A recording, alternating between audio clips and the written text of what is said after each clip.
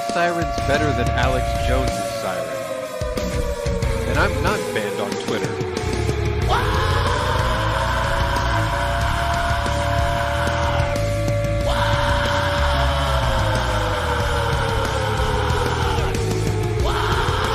That never gets old.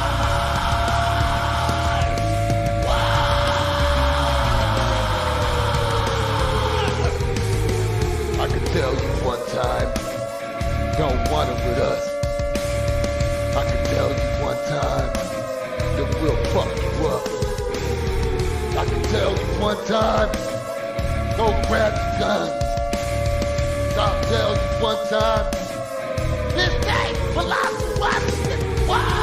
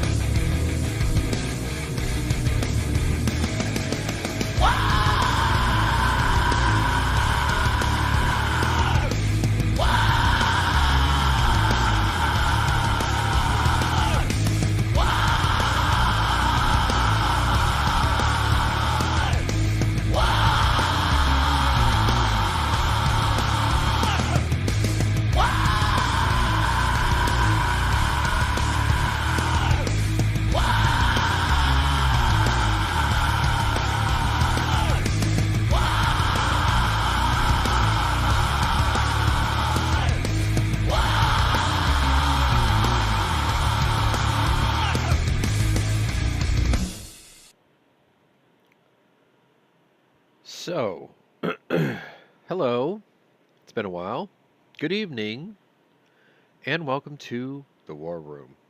This is day 275.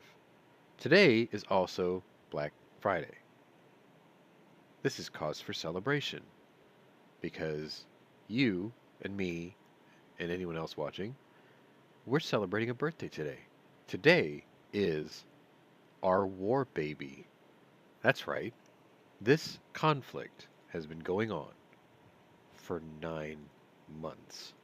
Actually, slightly longer than 9 months, but 9 months nonetheless. And that's a long time. I mean, Cletus McFarlane had a baby, sort of, in 9 months. He had a son. A lot of us have had a lot of changes in our lives in the last 9 months, thanks to Captain Sundowner and his stupid policies. And the people of Ukraine, they've experienced quite a change in their lifestyles in the last 9 months. I think that's pretty obvious, which is why I chose today's thumbnail to be black. Completely black. Because over 80% of the nation of Ukraine, as of right now, is without power. And when you don't have power, you don't have water, because the water pumps for city water, obviously, run on power. Just think about any city on the Gulf Coast or the Atlantic Coast when a hurricane hits and the power goes out. The first thing that they tell you on the radio, if you have a battery-powered one, is boil your water because the system is down. Right.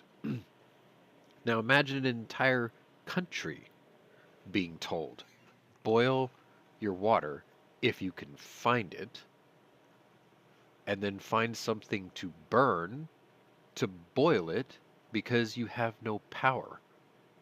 But you're probably burning something already because you also have no heat in an Eastern European winter, which is now pretty much got the nation by the balls. But to be fair, it's got the Russians by the balls too. And it could be worse because at least the Russians are in full-on retreat for the second major time in this conflict. The Great Russian Bear has been shoved out forcefully from parts of eastern Ukraine. And there's nothing they can do about it, which is kind of nuts. Because nobody thought that this level of fight was in the dog known as Ukraine. I have a story tonight to prove it from none other than former Prime Minister Boris Johnson, who I'm of the opinion has a set of balls made out of adamantium coated titanium, because he's the only person I can think of in recent memory as a world leader who walked the streets of a city that was under siege, under fire, with the leader of that nation. Not once, but twice. On camera. Defiant. He's got some interesting insight on some of the EU powers that are now helping, but weren't always on board, as you'll see. Also, one of the reasons we didn't have an episode last week was mainly because I was waiting for facts to come in. One of the biggest hot button stories 2 weeks ago was a missile veered into Polish territory, killing 2 Polish citizens. And everybody, myself included, was like, oh baby, Article 5, here we come. And it's not that I'm eager to see a war go global. It's not that. Instead, it's more like my excitement that they finally get it. Like the world is finally being dragged into this instead of just sort of half-assed ignoring it. Right? That's kind of the problem. So if it forces nations to finally get involved via Article 5, so be it. Because the only thing that's going to happen is we will reach the conclusion of this much quicker instead of just dragging out a proxy war. Let's just get this shit over with, right? Ukraine wants to be free. Russia needs to be defeated. China needs to be shown that even the great Russian bear can be put down. What hope do they have trying to incur on Taiwan? A nation who's never formally been at war, which means they're completely untested. Let's just squash it now so they don't have to gain, I don't know, confidence and arrogance thinking that they can get away with whatever they want. Just put it down now. Squash it. Anyway, turns out cooler heads prevailed. Admittedly, I was kind of the gung-ho, let's go Article 5, woohoo, that kind of thing. But even I said to my co-hosts, let's just hear it out and find out the facts. Because it's easy to say, well, the Russians did it. And then the Russians can easily say, no, we didn't do it. And then they would turn around and say, the Polish did it. Or the Ukrainians did it. You know, they just do shit like that. Because, like we said, lies are told on both sides and the truth is somewhere in the middle. Well, it turns out that most evidence would suggest that this was nothing more than an accident caused by a Ukrainian air defense missile that was used to stop a barrage of about 90 missiles that day. And for any of you knowing how missile guidance systems work or trying to defeat them, a maneuver is done called a notch. And if the missile can't track anymore, then the missile has nowhere to go. Some missiles just detonate so they don't cause collateral damage. Because if it can't find a target, it's like, oh, lost my target. So that way it doesn't crash into the ground and kill people. Well, this one kind of crashed into the ground and killed people. So I'm sort of the opinion that this thing was flying low or was in an intercept pass to get a missile that was rather low and perhaps got notched. And it didn't have time to detonate because it was so close to the ground that it went off. 2 people died. Anyway, evidence would suggest accident. Yes, I was eyeing that red button pretty hard. But not because I just want to see people die. I just figured, hey, that just let's get this shit over with because it just there's nothing to be gained by just looking away thinking it's not going to get worse because it's getting worse. I mean, people are still suffering, right? This is not over, and it could have been over much sooner if the world just got more involved and said, "Hey, fucking stop it, Russia," but nobody wanted to do that. Nobody could stomach the idea because everyone was scared of the Cold War boogeyman. I think if you're not convinced by now that the Cold War boogeyman almost doesn't exist anymore, then you can sort of see where I'm going with this. Anyway, I currently don't really have my regular co-hosts. Apparently, the mic strike is off talking about AKs somewhere, and Scott is on call tonight. So, in the spirit of trying to get you guys in and out of here relatively quickly, I only have 11 stories. So, hopefully, we'll be able to get through this pretty quickly. So, anyway, for the chat, yes, I see you. Good evening, Warsaw Patriot. Good evening, Fine Ape, the finest of apes. Good evening, Bjorn. Good evening, Terry Share. Good evening, Shady Hills. And anyone else who may catch this in the replay. So, I'm sort of flying this solo. I could bring Warsaw in here. I guess I could do that. And then just get straight into the stories. Sorry if I sound like a sinus. It's raining airborne mold outside, and it's killing me slowly. So I will go ahead and bring him in. This is the Warsaw Patriot. So good evening to you. For those of you who are familiar with Cyrillic, you will find his nickname down here rather comical. And for those of you who hang out in the server, you'll get the joke, but I'm not going to sit there and explain it because then the joke is lost. The humor is lost in it. What joke? Your nickname in Cyrillic. Don't even... Nah. I'm not going to explain it. Don't want to ruin the joke. If you can read Cyrillic, you'll get it. If you don't worry about it. Oh, anyway. Like you read Cyrillic? Yes, that's how I translated it. Anyway. All right. Anyway, let's just focus on the theme of today is Black Friday in Ukraine takes on a whole different meaning as relentless wave after wave of Russian kamikaze drones purchased from Iran and missiles rain down on the capital and cities all across the region.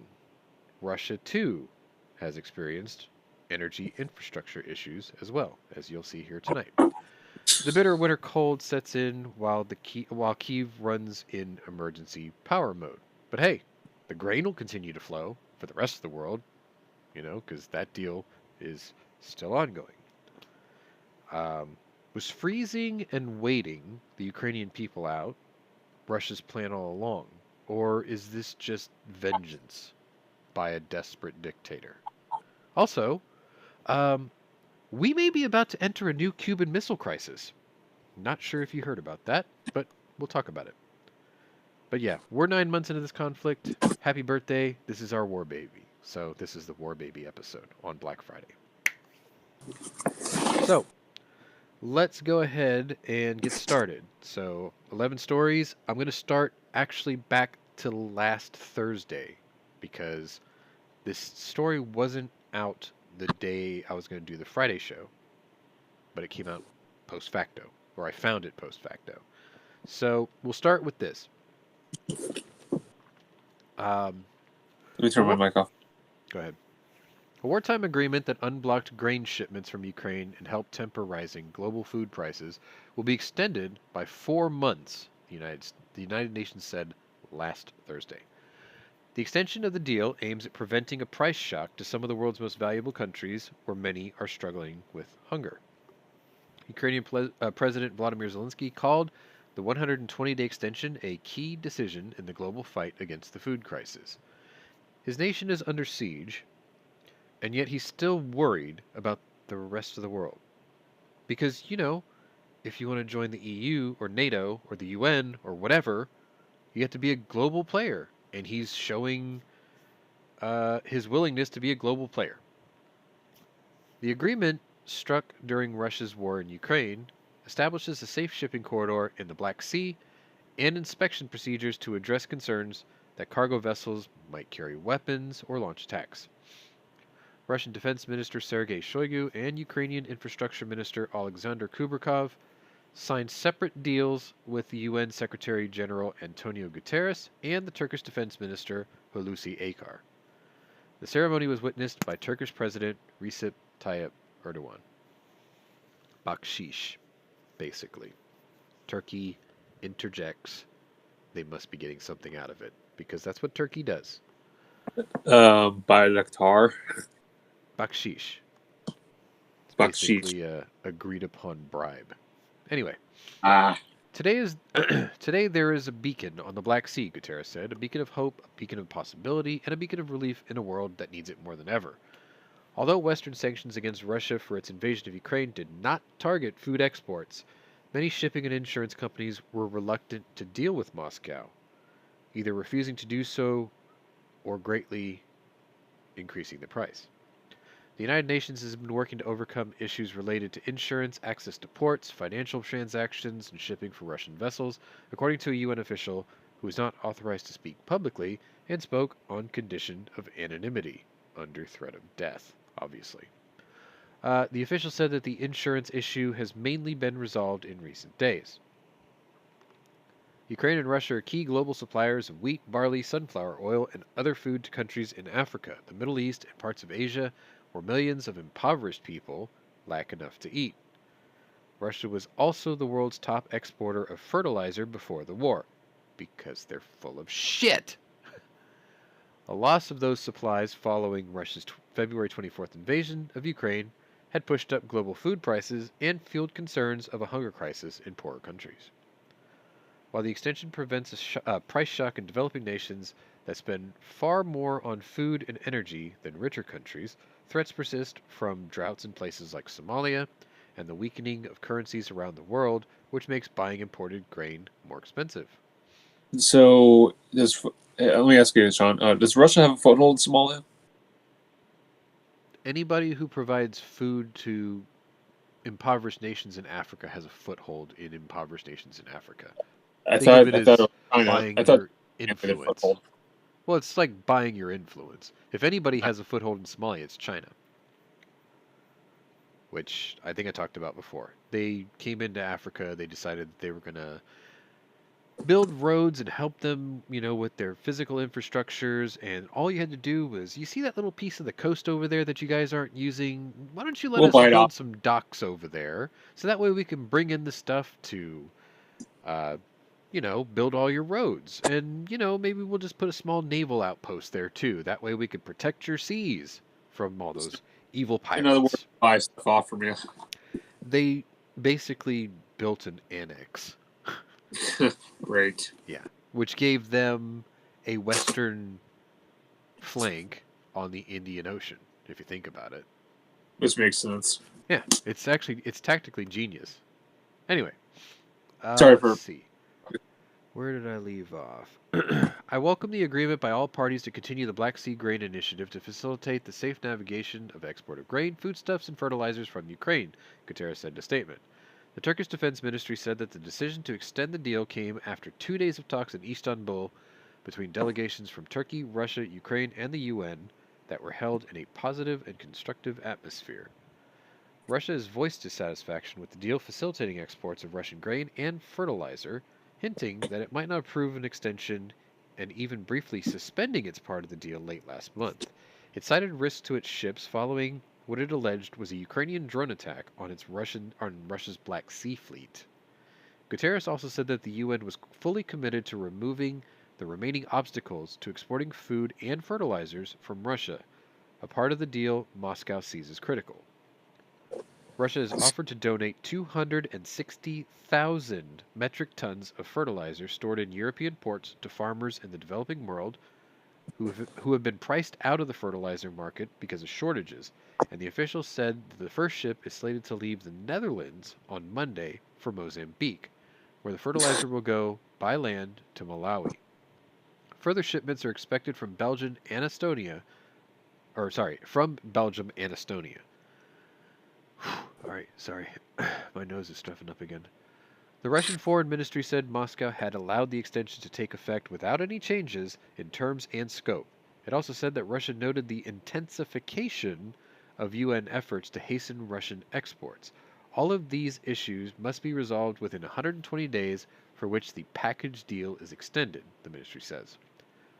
During talks on the extension, the sides discussed possible additional measures to deliver more grain to those in real need, the ministry added, apparently to address Russia's complaints that most of the grain has ended up in richer nations.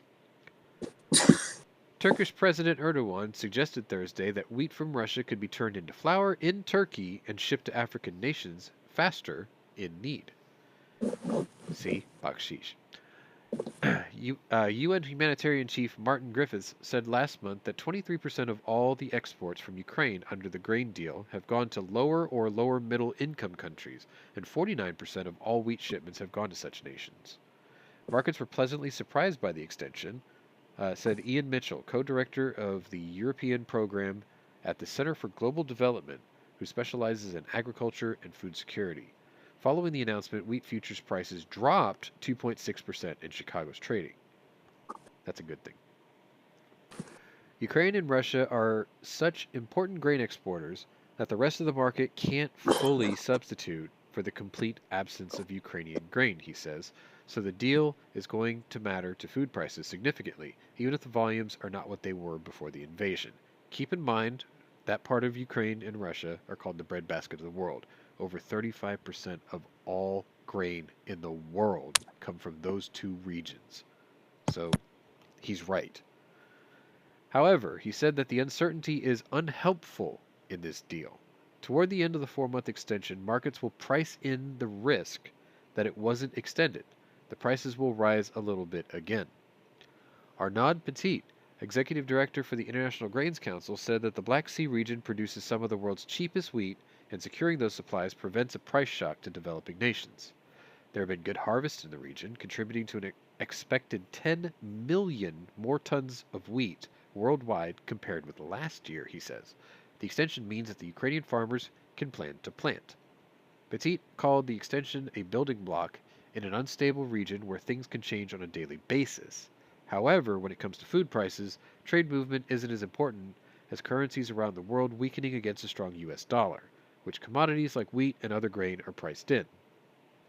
The council calculated that for Ghana, which mainly imports its wheat from Canada, the price of wheat in dollars from Canada has largely been stable for over 2 years. But changing into local currency translated to a 70% price hike. Global food prices declined from about 15% from their March peak after the grain initiative was adopted in July. Let me tell you why that's bullshit. My eggs are still 60% more than they were 2 years ago. And I'm pretty sure chickens eat grain. So, just saying.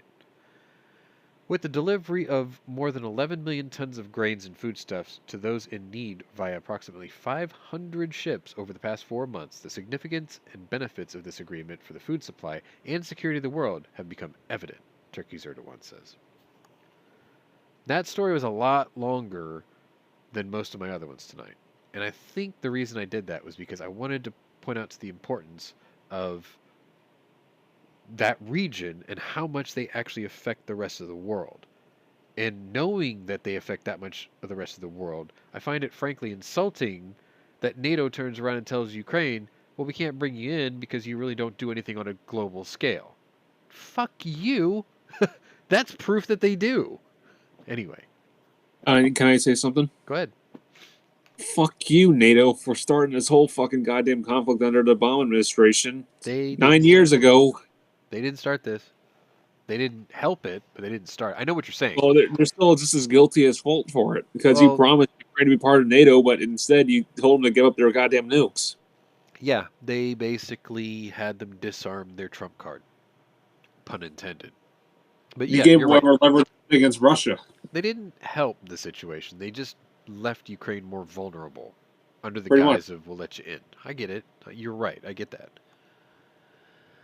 All right. Sorry. And we're suffering. Our taxpaying dollars are what's making us suffer now. Well, yes, but everyone's is, not just ours. Like the world, basically, is shouldering this together. Technically, Well, right? it's like They're the UK. breadbasket of the world, Zorro. Well, look at the UK. But yes, mainly in Europe and Africa. Yep. All right, let me move on. We're on Friday, last Friday, so that would have been November 18th. That would have been day 268. By the way, the scroller is updated to today, just so you know. You're going to see some numbers from this week and 2 weeks ago that have not moved very much, and I think there's several reasons for that. One, general pullout and retreat. That's the big one. Two, they're running out of tanks, so less of those can be blown up if you have less to field. Pretty obvious. And Three, the ones that captured. and then there's captured ones too. Three, planes. They're not really flying the planes over Ukrainian airspace anymore. They're flying them right up to the border and then launching long-range missiles. So there's that. But troops, armored personnel carriers, UAVs, and cruise missiles skyrocketed this week to 2 weeks ago. You'll notice that almost immediately. So that's what there's different disparities in the numbers. So anyway, day 268. And I have this little photo here. That is a captured Russian tank, actually. Russia's war in Ukraine has been defined by tragedy, brutality, and a battle of wills, but no campaign in Ukraine has showed this more than the 7-month-long fight for Kharkiv. If people want to understand this war fully, commander of the 127th Brigade of the Territorial Defense Forces of Kharkiv, Roman Hryshchenko, said speaking from a post in Kharkiv. There is no war between Ukraine and Russia. There is a war of good and evil, he says. Moscow believed its mammoth military force would be able to swiftly take Ukraine following its invasion on February 24th, but Kharkiv, described as Ukraine's eastern gate, proved that a soldier's will to fight outstrips brute force. When we talk about the 127th Brigade, it should be understood that before the full-scale invasion, almost all of them have never held a weapon in their hands. He said this in an interview translated by the Ukrainian frontline media platform.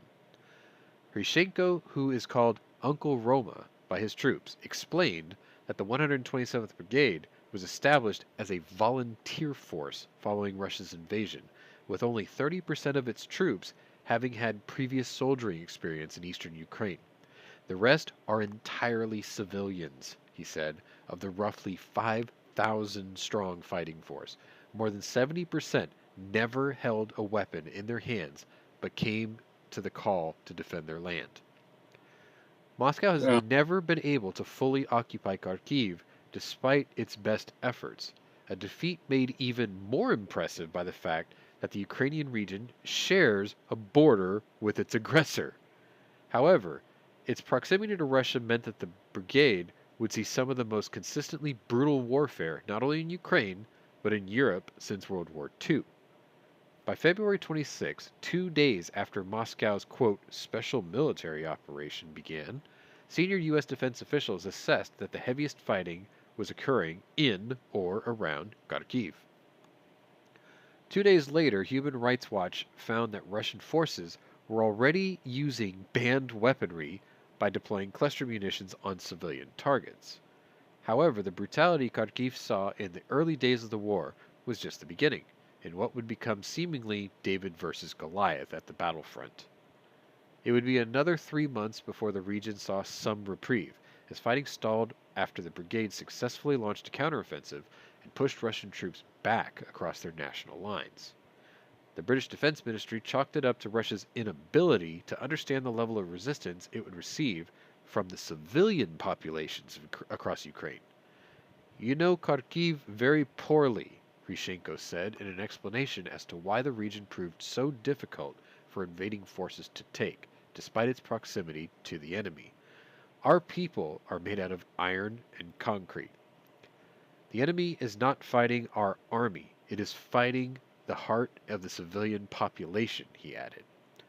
Russian forces would grow weary of their limited ground advances and begin an intense shelling campaign throughout the summer, while Kyiv urged its citizens to hold fast, as reports surfaced suggesting a major counteroffensive was on the way. The 127th Brigade launched a long-awaited offensive in early September. Several factors enabled the brigade's success, including troop training and the armament of Western weaponry. Within 2 weeks, Ukrainian President Zelensky championed victory from the front lines as he walked down the city center. The successful campaign carried out by the civilian-turned-soldier brigade would not only be critical for Kyiv, but vital for security assurances across Ukraine. Our unit was assigned to the role of restraining the enemy's forces, ensuring fire activity, and preventing the Russian reserves from going to reinforce the breakthrough line in the south. The main task was to bind the enemy's reserves. The brigade now faces the task of keeping the eastern gate secure from further Russian aggression. Since the beginning of the war, the city has been nicknamed the New Stalingrad. We have survived. We are standing, says the head of the Kharkiv military garrison, Brigadier General of Justice, Serhiy Myolaikovich Melnik. Three names. What can break Kharkiv or Ukraine? Nothing, he added. The Brigadier General said his forces expect villainy from Russian President Putin. He will not calm down. Absolutely not. And we know and expect that he will try to do something. Anything, he added, but we are fully prepared for it. So there's that. Volunteer Army. Dad's Army. That's a totally different movie, by the way. Moving on. Unless you have something you want to add. I do, actually. You know why I think Russia keeps failing at fighting against a whole bunch of Ukrainians? Go on. It's the Kazakh nation. The spirit of the Cossacks, man. You cannot stop the Cossacks. You bring that up, and it's a good propaganda tool to keep people, their fighting spirits up. For sure. Well, it's in their anthem, too. It mentions the Cossack, and you know what? It's literally the Kazakh nation. Yeah. So, like I was saying, the propaganda is not always a bad thing. So it's a history lesson, a reminder, a stroking of egos, anything to bolster the pride of the nation to make them fight harder. There's value in that. And it's probably good Ukrainian morale, too. Yeah, there's absolutely value in that. Sorry, my sinuses, you know. No. I've had the same issue. Hang on. I mean, in all agreement, right? Yes. Sorry, I had to snort. You're good. No, I'm freaking terrible right now. My head weighs like 20 pounds. All right. Don't you have any... So, next story. And this is a sad story for Russia. Really sad. Christmas is canceled. New Year's celebrations have been canceled in Moscow, city officials said last Friday. Despite objections, Kremlin officials expressed similar calls in other cities last month. Voting at Active Citizen on the format of New Year's celebration attracted great attention to Muscovites, Moscow Mayor Sergei Sobyanin said in his blog. The position of the townspeople is expressed extremely clearly. Sobyanin said that some 300,000 people voted over nearly 3 days on whether the capital city should move ahead with the usual festivities. More than 80% of the participants supported the holding of New Year's events and the festive decoration of the city, he said. At the same time, 29% spoke in favor of the usual format of celebration, and 52% suggested this time to refrain from mass street concerts. Like, we should just back off and chill out for a bit. The Moscow mayor said that though the city would refrain from holding fireworks and large street concerts this year, it would still meet the holidays bright and decorated. The mayor did not expressly disclose why Muscovites, that's what they're called, felt that they should not celebrate as usual during this holiday season, but said this year's celebration would be dedicated to Russian troops and those who work in the defense industry. Here's an idea. Maybe they don't feel like celebrating because their kids were lied to and they were sent off to their death and they can't even get their sons and maybe daughters' bodies back home. It's hard to celebrate Christmas when your loved ones are dead. Or how about can I add to? Go ahead. Or how about the fact that you're also making a police state in your own country, especially when you're setting and acting with sober and FSB on people? It's hard to say. They're just Christmas is canceled. And what's funny is the officials are saying that the people voted for that. Bullshit. Last month, various reports. I bet the ballot said, uh, "Suka." You know, you killed my sons. Go to hell. I bet that's what the actual ballot said. Anyway. Last month, various reports said dozens of cities had decided to scrap plans for lavish celebrations, including St. Petersburg, which instead said it would use the funds to pay for additional equipment and equipment for volunteers who have been mobilized. You mean additional equipment to bury the bodies? Probably? Anyway. Deputy Defense Minister Viktor Gormykin, rejected the movement and said that there was no need for cities to take a role in financing Russian troops, adding that Russian soldiers on the front lines and in training had the equipment they needed. So you're saying that people are willing to give extra this year to help the boys on the battlefront, and you're saying, no, it's not necessary. The boys have everything they need. Which is why we did deal with North Korea. Bullshit. Anyway, I consider our initiatives in certain regions to cancel New Year's holiday events for children under the pretext of supporting the armed forces to be premature and unnecessary, he says. But, and this is the name you're probably used to hearing me saying, Rebecca Koffler, Russian-born former U.S. intelligence officer specializing in Russian doctrine and strategy, and the author of the book Putin's Playbook, says that Moscow's decision to nix celebrations signifies that the Kremlin is also feeling the consequences of its own war in Ukraine. This is the first time in my lifetime that I recall that the Russian government canceled the New Year's celebration, Koffler says, noting that in Russian culture, the New Year's holiday is the biggest celebration of the year. The Russian government's decision to cancel this year's festivities, Putin almost certainly has approved it, if not outright initiated it, indicates that there's recognition within the regime that these are dark times for Russia. Koffler added, referring to the pushback Moscow saw over its mobilization order and the substantial casualties it has taken in Ukraine. Russia has become an international pariah, and its citizens are unwelcome in all of the Western world. There's nothing to celebrate this year if you're Russian. That's kind of a strong statement. I don't think she's wrong, though. I don't get the feeling she's wrong. Sorry. Anyway, moving on. Saturday. It's Russia. Yeah, it's not supposed to make sense. So, Saturday, November 19th, day 269. Last Saturday, that is. And I've got this story for you.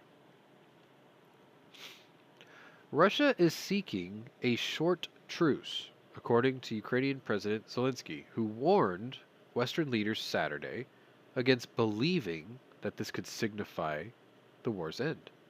The end of the war does not guarantee peace.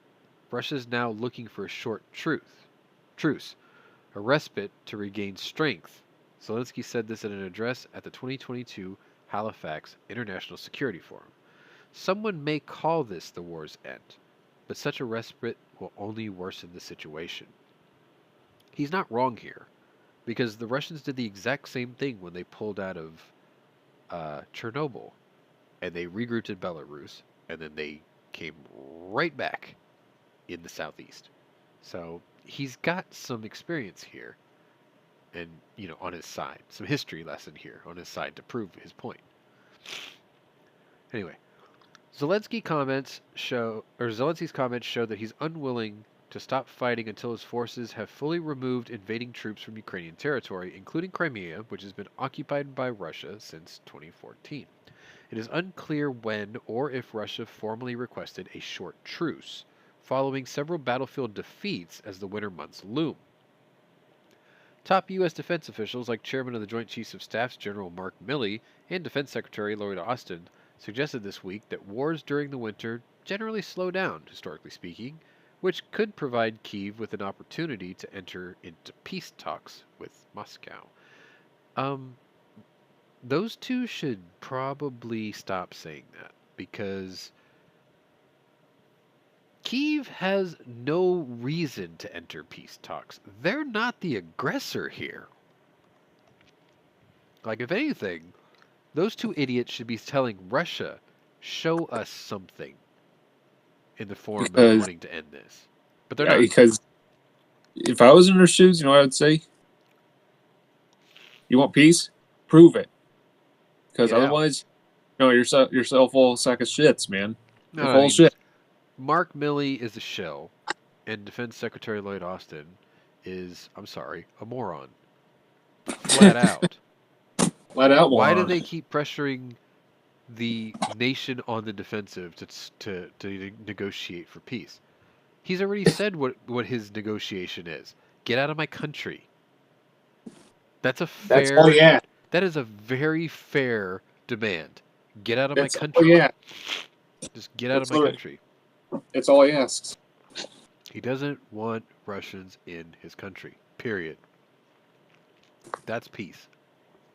Anyway. Let's see. Zelensky has rejected previous calls for peace talks and has remained adamant that no such negotiations will exist until Russia's invading forces leave Ukraine. Duh. Any voiced ideas of our land's concessions, of our sovereignty, will never be called peace, he said Saturday. Immoral compromises will just lead to new bloodshed. And he's right. A truly real, long-lasting, and honest peace can only be the result of the complete demolition of Russian aggression, he added. Again, I agree. Zelensky has outlined what he calls a 10-step peace formula, which he urged Western leaders Saturday to help implement to permanently end the war. The strategy not only calls on Russia to withdraw all troops from Ukraine and for a tribunal to address war crimes, but lists nuclear, food, and energy security as chief items of importance. Zelensky's list also includes environment initiatives to restore destroyed lands of forestry, a prisoner swap, a return for those forcibly deported, and a post-war security plan to prevent any further attacks from Russia. These are the challenges which should be overcome for the sake of the security of Ukraine, Europe, and the world. This is the peace formula for the world, he says. Zelensky first introduced his 10-step plan at the G20 conference earlier this month, but called on defense officials Saturday to help Ukraine implement the plan. This is the only way to real peace, he concluded. Fair enough. I think what he's asking for is fair. Get out of my country. We need to deal with nuclear, food, and energy security. Okay, with you there. Replant the forests that you destroyed. Okay, I'm pretty sure the world did the same thing after the Battle of Belleau Wood in World War I too, right? Prisoner swap. Fair enough. That makes sense. Return of those forcibly deported. Obvious. Post-war security plan to prevent another attack from Russia. Okay. Iron Dome, concrete wall and checkpoints, and a really thick minefield. Gotcha. All of that checks out for me. You guys agree? I mean, turn your border into a porcupine, basically. I don't think that's unfair for him to ask. I don't know, dude. I hate to say it, but it kind of brings back the time of Germany, East and West Berlin. Right, but he's not splitting up one country. He's just making sure another one can't invade him anymore. Yeah, but I'm just saying, that's what I'm saying. No. The Berlin Wall took one country and tore it in half. Different, way different situation. This is just sovereignty in the Great Wall of China kind of a thing. So, if future Russian people wanted to be Ukrainian citizenship, would he guarantee that? Well, I mean, there's an emigration process and paperwork. I mean, that's what every nation has. He didn't say that he doesn't want Russians who want to be Ukraine or to come live in Ukraine. He didn't say that you're all banned. He just said your military needs to GTFO. Which is fair to a high extent. That's not an unfair demand. I think that's a very reasonable request. It's like, you want to be peace? Get out of my country. Take your military out of my country. That's all it is. Anyway. Pretty much at this point. Yeah.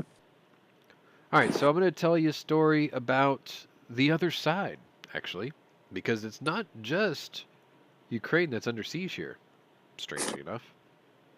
Picture titled, Kaboom. An explosion erupted in a gas pipeline outside of St. Petersburg in Russia Saturday, Oh, I remember this. according to a social media post by the governor of the Leningrad region. Firefighters and rescuers extinguished a fire caused by a gas pipeline depressurization between Berngardovka and Kovalevo. This came from Governor Alexander Drozdenko. There is no threat to the population and the spread of fire to the residential areas. The governor said that the exact cause of the fireball that emerged in videos on social media was still being investigated. No suggestion of sabotage has been mentioned, and Russia's Ministry of Emergency Situations said the explosion was likely the result of, quote, depressurization in the pipeline, which officials have further reduced to stop the fire. Drozdenko said that the emergency crew's members allowed the gas to burn off and are ready to start repairing the gas pipeline. The governor also looked to reassure local residents and said despite the alarming footage circling social media, including videos that showed a substantial fireball and the burn site following a loud explosion, the surrounding forest areas were likely not in danger from the fire spreading. Drozdenko said that the, oh boy, I've never seen this one before, Vsevolozhsk thermal power plant has been switched to supply oil instead of gas to ensure uninterrupted heat supply. No casualties in the blast or ensuing fire had been reported, according to the local governor. Now, this blew up. Make no mistake. A rapid depressurization caused by, explosion and a rupturing pipe. That's a depressurization. That causes a fireball. Absolutely. Pipes just don't burst. I'm sorry. I mean, they do, but let's be real. We're talking an outside explosion. Homework assignment for you in the audience. I want you to Google something called the Alibaba drone. Because that's what Ukraine is using. They are commercial, inexpensive, lightweight drones that are very easy to convert to carry explosives. And they've been using them. Yeah, I think it's called the Alibaba drone. It's just it's a nickname they gave to it. Oh, I've seen these are cheap, dude. Yeah. You can get them in. But you know what? They only cost about €5,000, roughly. They have fair range, and they can do that.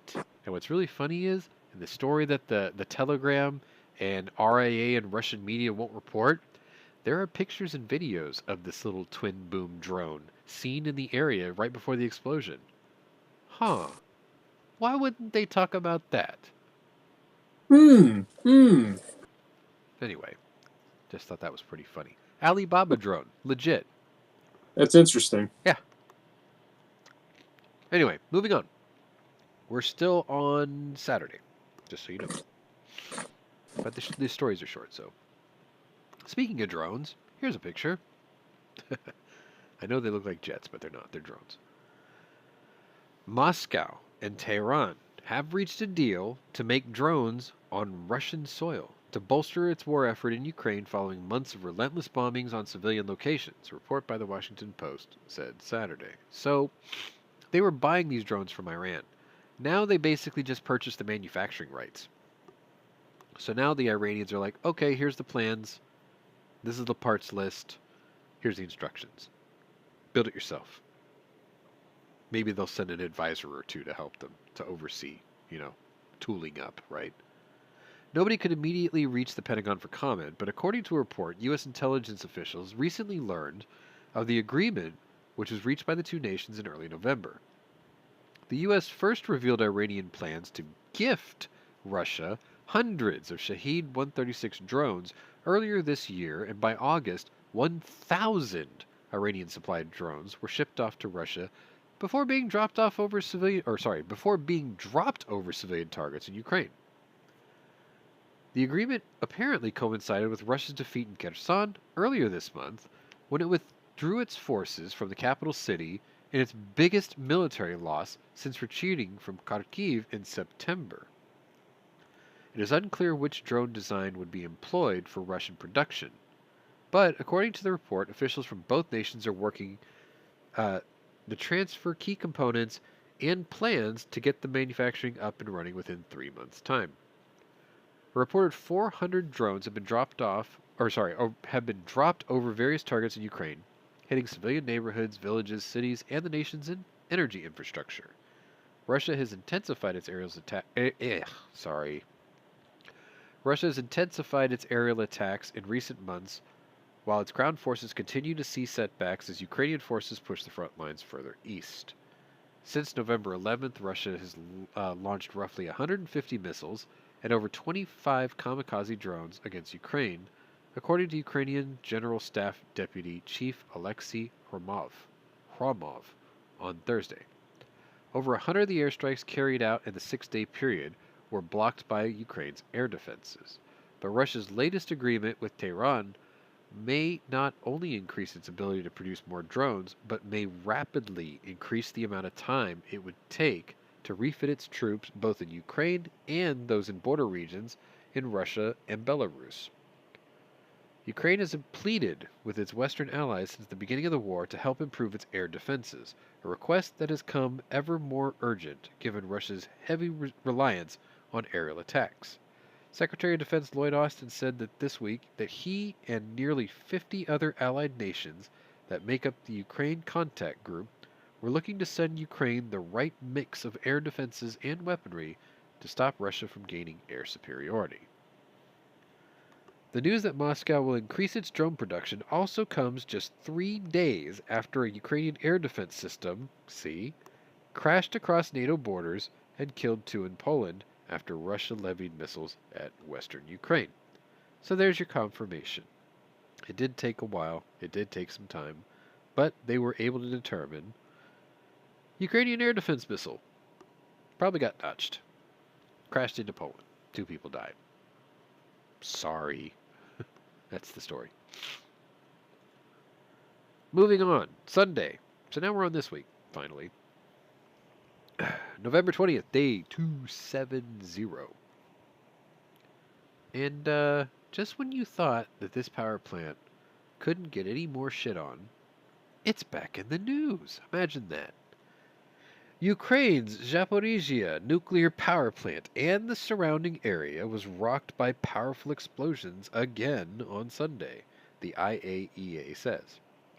The shelling caused damage to buildings and equipment at the facility, the largest nuclear plant in Europe. But no casualties were reported, according to the plant management. The news from our team yesterday and this morning is extremely disturbing, IAEA Director General Rafael Grossi said Sunday. Explosions occurred at the site of this major nuclear power plant, which is completely unacceptable. Whoever is behind this, it must stop immediately. As I've said many times before, you're playing with fire. Russia and Ukraine once again traded blames for the attacks. Ukrainian state nuclear operator Energoatom accused Russia of trying to damage or destroy as much of Ukraine's energy infrastructure as possible ahead of winter, while Russia accused Ukrainian forces of shelling power lines that supply the plant with electricity. Russia has occupied the facility since the early days of the war, though it is still operated by a Ukrainian staff. Ukrainian President Zelensky said that the Russian forces also shelled civilian infrastructure in the Zaporizhzhia region on Sunday, destroying 30 homes. In Kherson, roughly 120 miles southwest of the Zaporizhzhia nuclear power plant, an oil depot was struck by 2 Russian missiles on Saturday, igniting a giant fire. The southern city, which was recently retaken by Ukrainian forces, was also struck by tank shells and other artillery.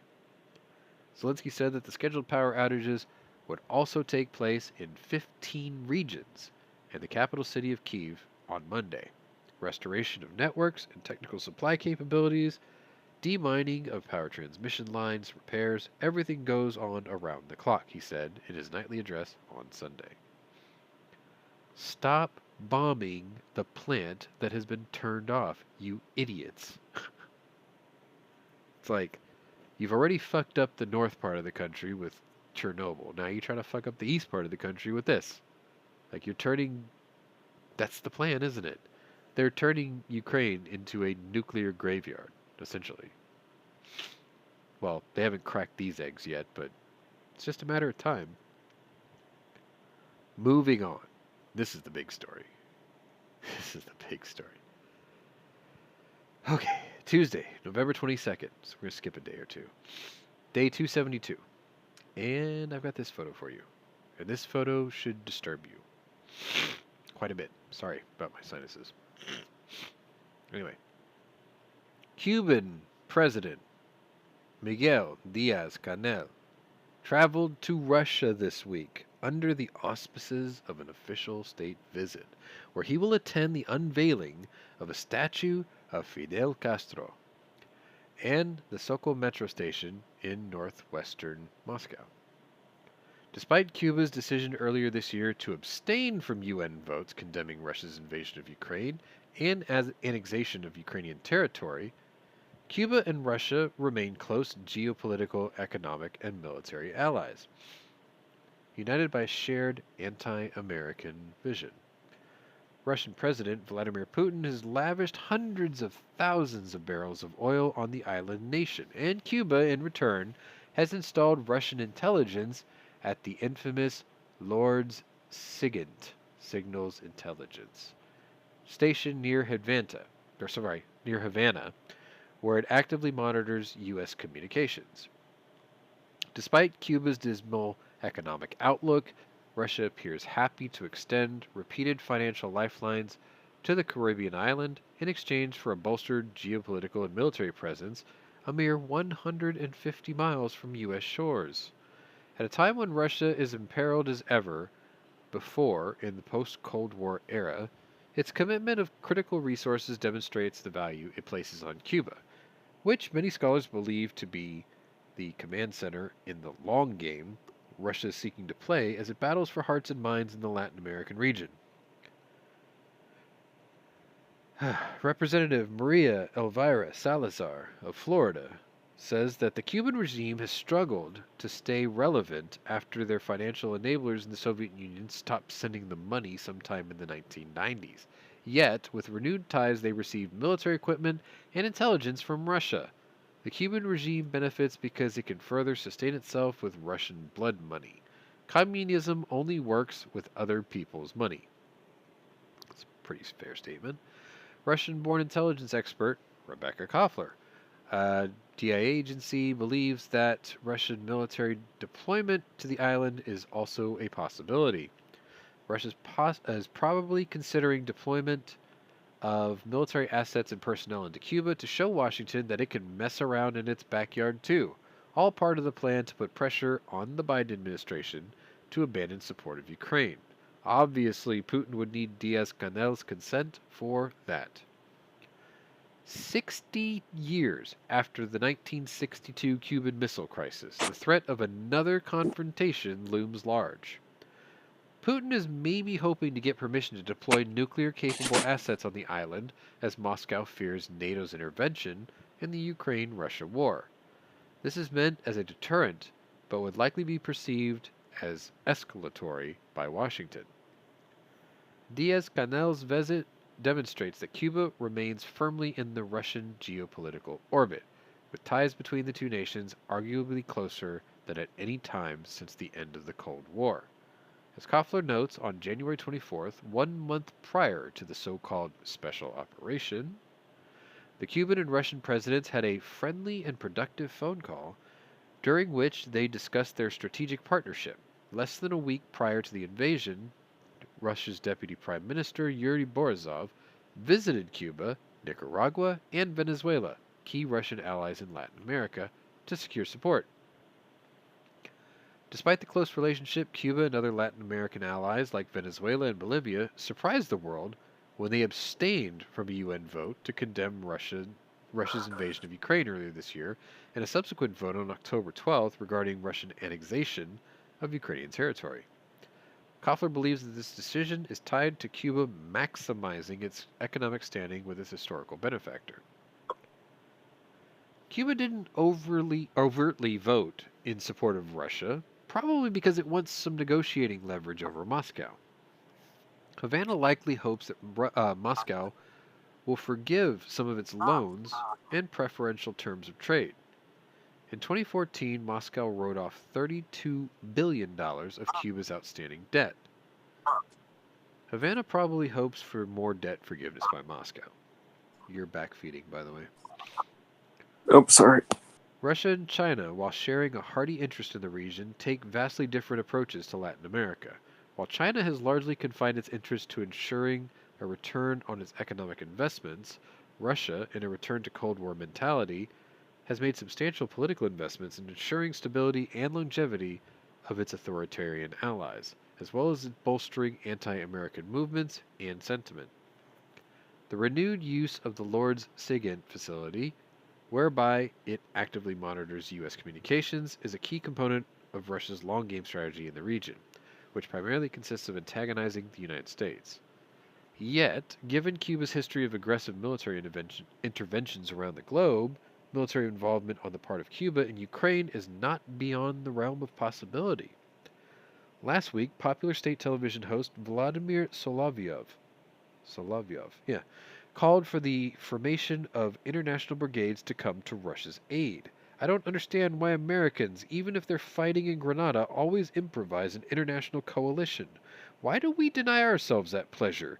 There are units in Syria very well trained by us. There are people in Africa who support us. There's Venezuela, there's Nicaragua, Cuba, Iran, and North Korea, citing the example of foreign volunteerism.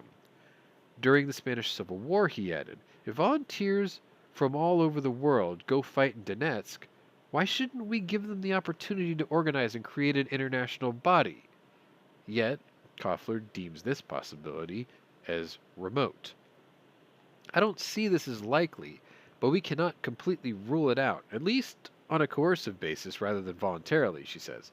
Solovyov is one of the Kremlin's top propagandists, and most of his rhetoric is intended to frighten the West and to galvanize ultra-nationalist sentiments within Russia. While we can't completely dismiss what he says, we always need to take his rants with a grain of salt. So, what he's saying actually doesn't... What he's saying makes sense.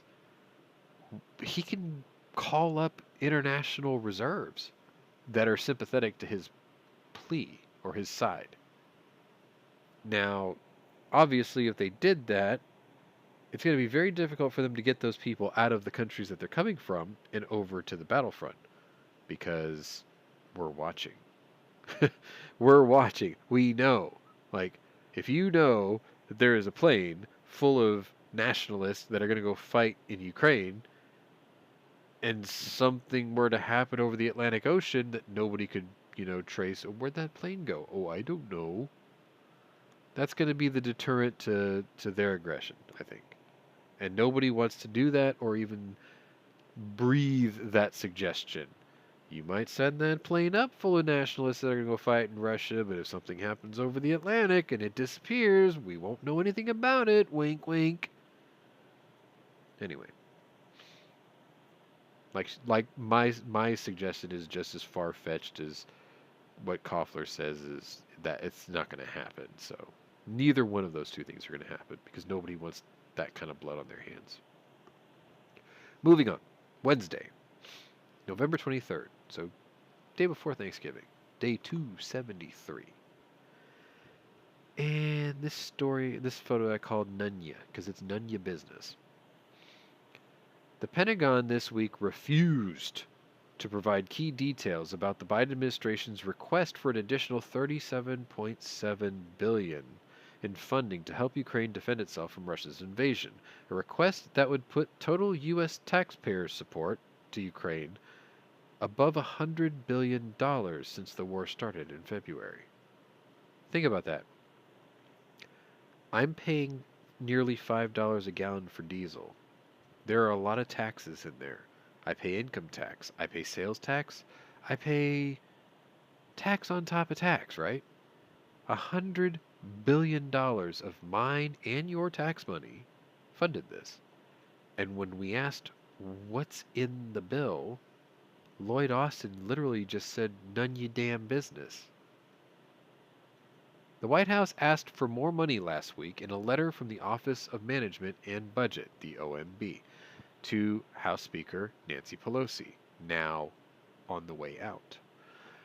That letter explained that of the $37.7 billion that it wants, $21.7 billion would go towards equipment for Ukraine, replenishment of Department of Defense stocks, and other support to Ukraine. Did you hear that?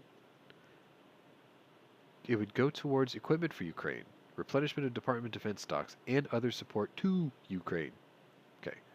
However, when asked Tuesday how much of that amount would be directed towards replenishing U.S. stocks, the Pentagon declined to answer. I'm actually okay with that because you don't just put all your cards on the table when it comes to your own national defense or the inventory or the replenishment of said inventory. So I get that one. I can agree with that one. I would not be able to tell you how much of that $21.7 billion is going back to replenishment, Sabrina Singh, Deputy Pentagon Press Secretary, said when asked. I just wouldn't be able to do that from here.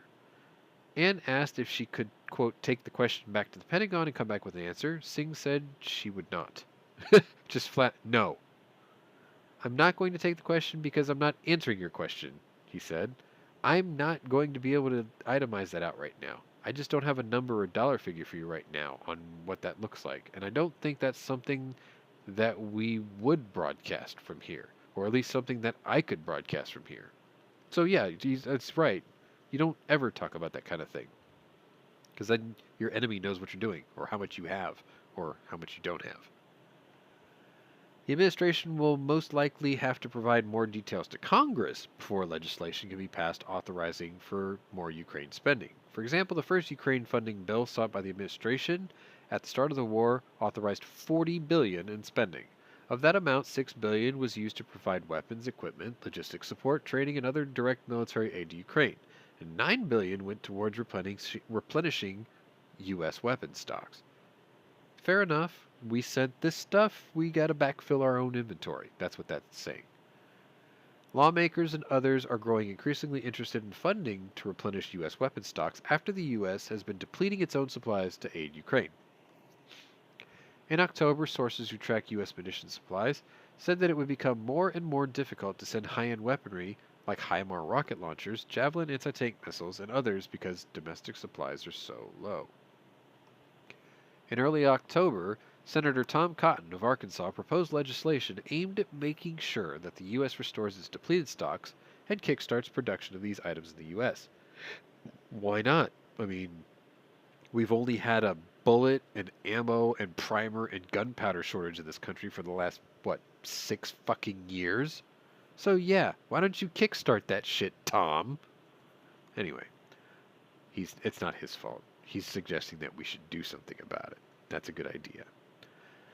The Russian invasion of Ukraine has shown that the United States stockpiles of munitions is dangerously low. We must reinvest not only the munitions critical for the defense of the country, but also in a workforce that can build these weapons to ensure our military's readiness, Cotton said back in October. Hey, Bjorn, basically you have a job if you want it because Tom Cotton needs you to build stuff. So call Tom Cotton. Maybe he'll hook you up with a job. Then you can leave the tip of Michigan and get away from Lord Farquaad. Just a thought. I heard Arkansas is lovely this time of year. Some Republicans have complained that the large spending bills being used to support Ukraine are also filled with non-military items that just raise their cost, and the White House request includes billions in non-military spending.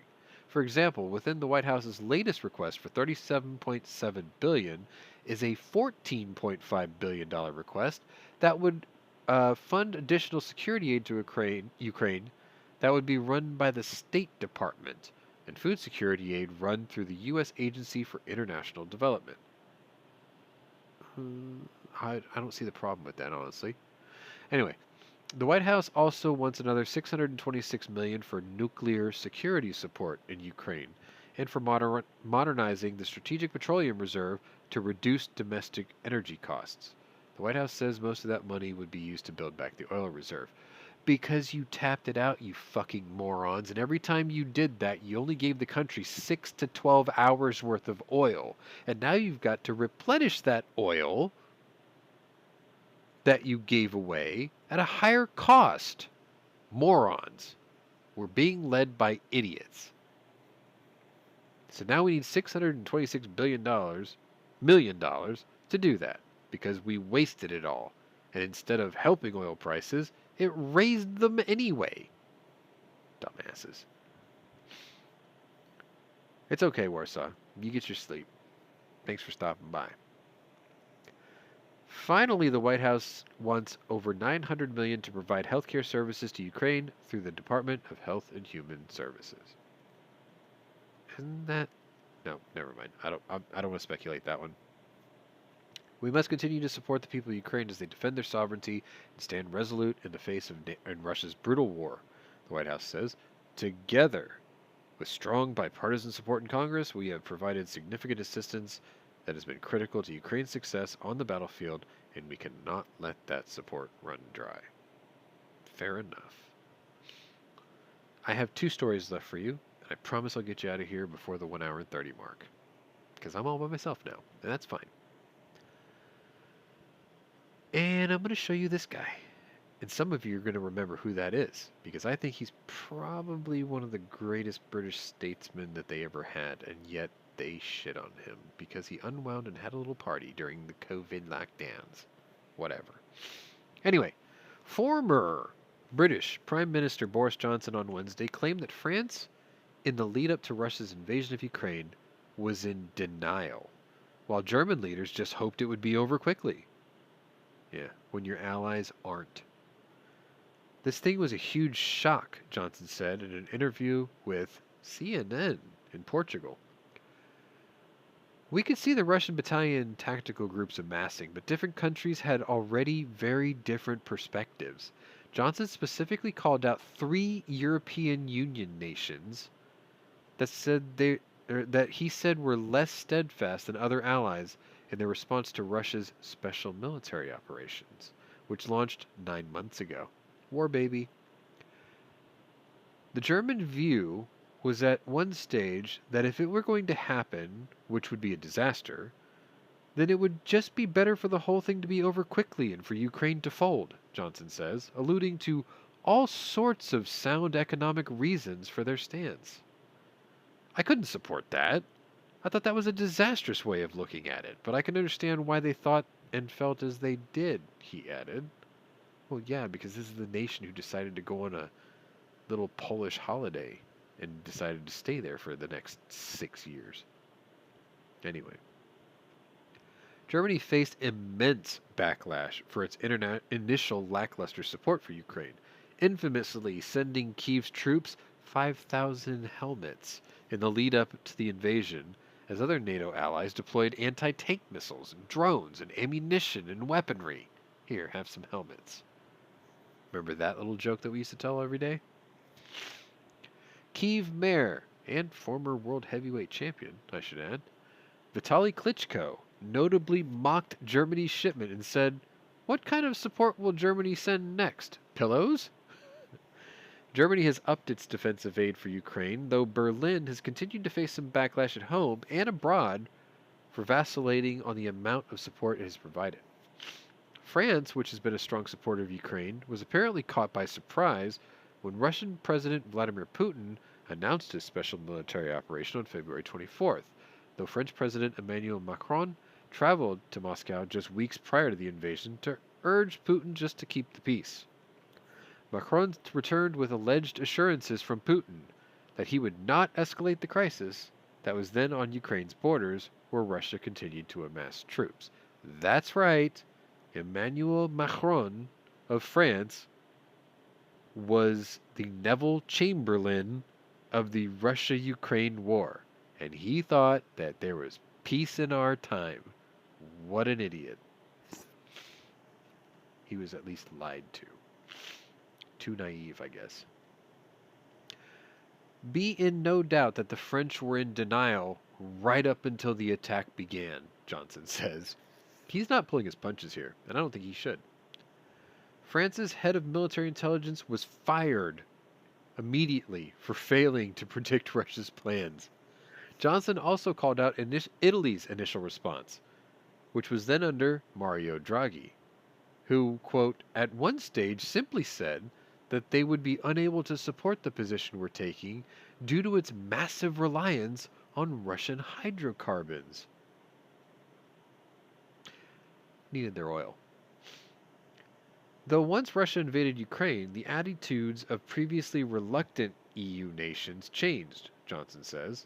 What happened was everybody, Germans, French, Italians, everybody, President Biden, saw that there was simply no option, he says, because you couldn't negotiate with this guy, Putin.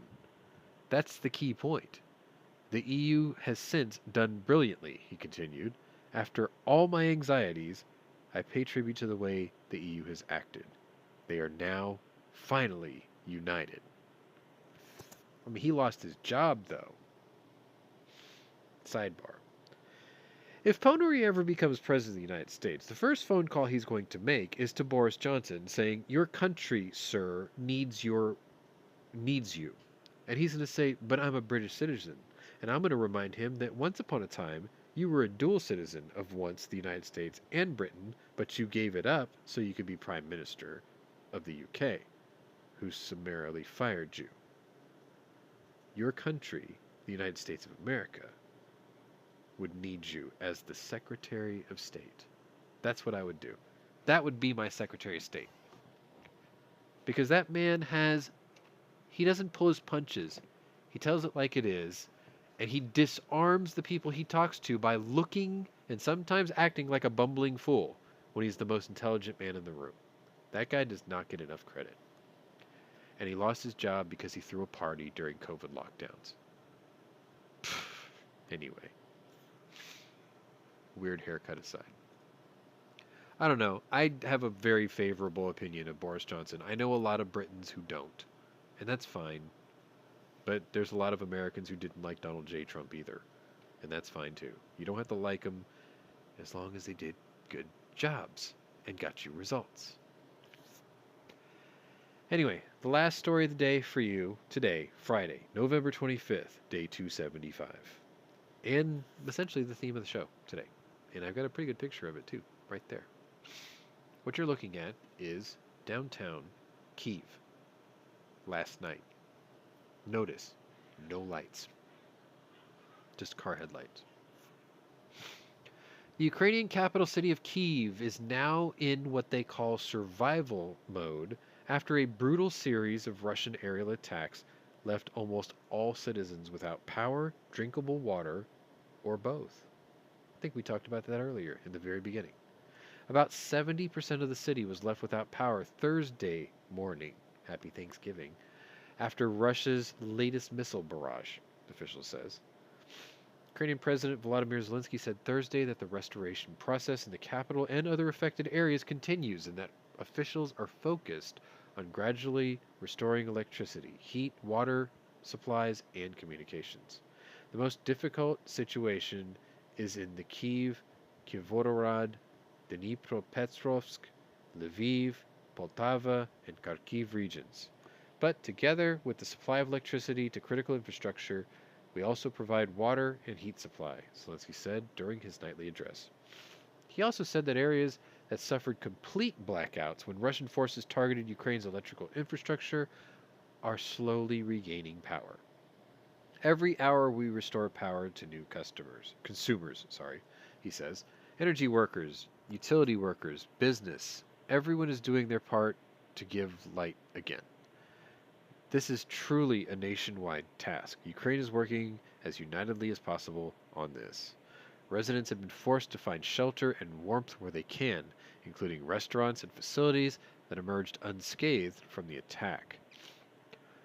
Alexei Rashchupkin, a 39-year-old Kyiv resident, said he lost power in the attack but was able to find a cafe that was open with electricity. I'm here because there's heat and light and coffee. Here is life, he says. In Kyiv, where some of the residents were forced to use pails to collect drinkable water, the upcoming winter months bring a whole new challenge, but their resolve is unquestionable. Ukrainians say Russian President Vladimir Putin's attacks won't break them.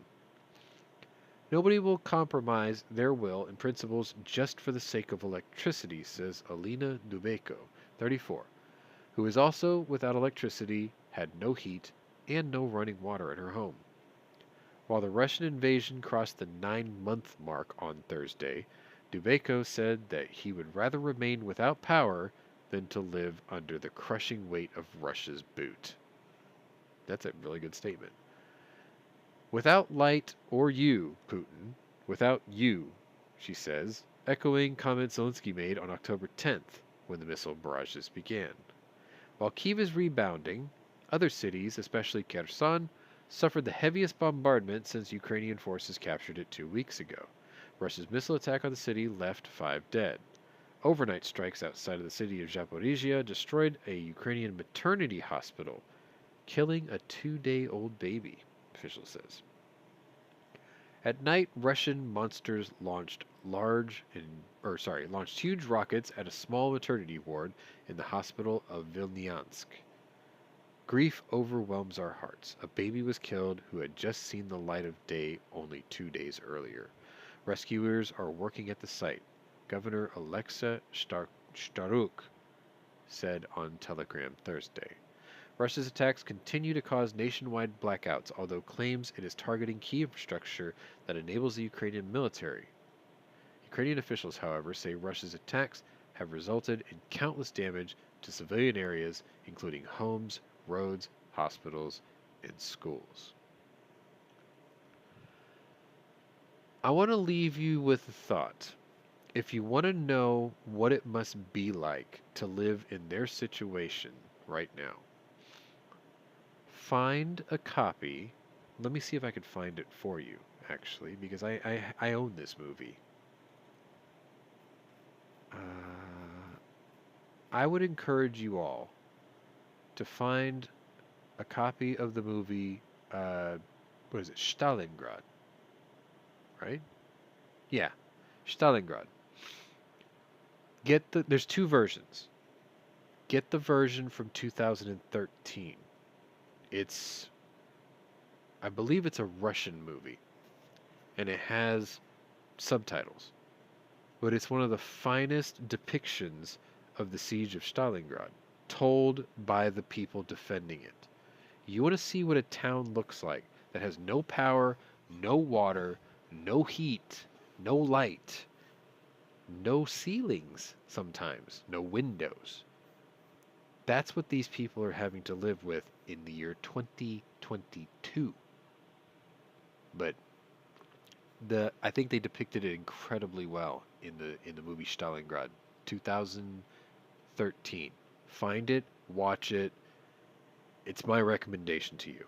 I have lots of movies, thousands. I can give you quotes, parables. I could tie a theme or a moral of the story to any movie quote you could think of. There's only like 2 people on my Discord server that are my equal in that.